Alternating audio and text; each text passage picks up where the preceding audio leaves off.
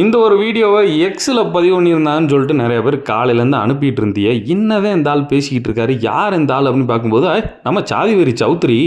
நம்ம வீட்டு பிள்ளைகளுக்காண்டி ஒரு சின்ன ஒரு அறிவுரை.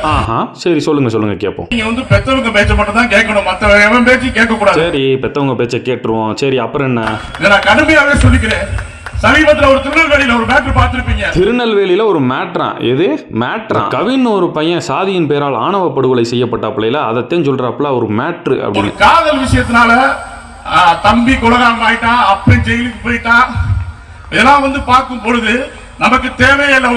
நீங்க தான் வந்து எங்க குல பெருமை, எங்களோட பொக்கிஷம். நீங்க உங்களை பாதுகாக்கிறதா எங்களோட வேலை. இந்த வண்டாண்டா பெண்களின் பாதுகாவலர் அவன் பாடிய ஸ்ருதியை கவனித்தீரா? அந்த பொண்ணு காதலிச்சதுனால தம்பி கொலகாரன் ஆயிட்டானா, அப்பயும் ஜெயிலுக்கு போயிட்டான். அப்ப ஆணவ கொலை பண்ணவனை கூப்பிட்டு வச்சு விருந்து போடுவாங்களா? ஒட்டுமொத்த சமுதாயத்தை அடையாளம் நீங்க ஒவ்வொரு பொம்பளை புள்ளையும் எங்க சமுதாயத்தோட அடையாளம்.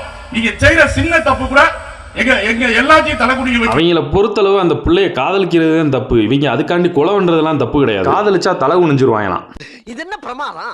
இது விட பெசலைட் ஒண்ணு இருக்கு. உங்க அப்பா அம்மா பண்ணி வைப்பாங்க, அதுல எந்த மாற்று கருத்தா நாய் பேயெல்லாம் பார்க்கவே கூடாது.